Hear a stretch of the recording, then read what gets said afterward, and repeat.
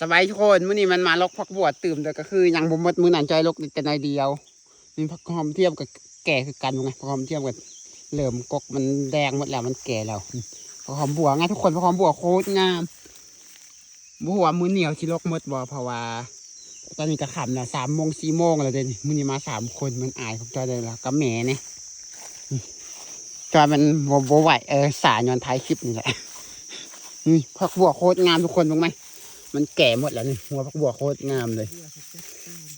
แบบนี้แหละโคตรงามนี่ลกไปเป็นแถวเป็นหนาไปเลยเขามีแต่เฝ้าเนาะพอเอาเดิมมาสู่แต่มีแต่เฝ้าเอาหยากเอกเราเก็บเสือเฝ้าหมดที่หลากเฝ้าไปเนี่ยเสื้อย่างน้ำแม่เขาใส่จังเราจังมาถอกเสือเฝ้าไปเดียวแม่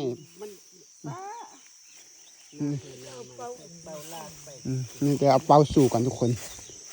มาผักกาดแก่หมดแล้วยังไม่ได้มาต่อยที่หลวงเม็ดตกเม็ดเลยดินะผักกาดแก่เม็ด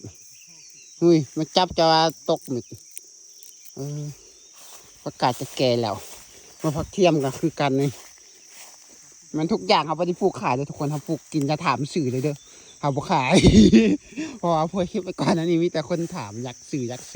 คือเขาบอกขายนะปลูกไปกินถ้าแลมมันเหลือกินเขาจังขายเขาถ่ายปีดูผักบัวโคตรงามเดี๋ยวจิลกผักบัวกันทุกคนเอาจิลกเอาไว้เพราะว่าเบิ่งสภาพอากาศมื้ออื่นนี่ฝนสิตกหนักมันทุกคนก็พากันหิบมาลกเลยเพราะว่าคันฝนตกมาแล้วมันก็สิ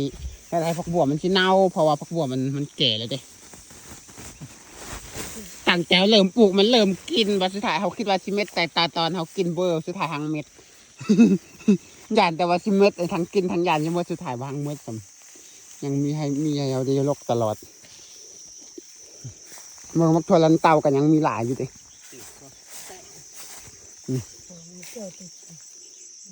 มักทั่วยังมีหลายอยู่นี่แม่ทุกคนเป็นกินแล้วได้เป็นมื้อแรกมาปิดอันนี้ไปกินได้บ้างไงสาลีก็เป็นกินคือกันแหละมึงไงอันนี้เพื่อกีดสาลีมึง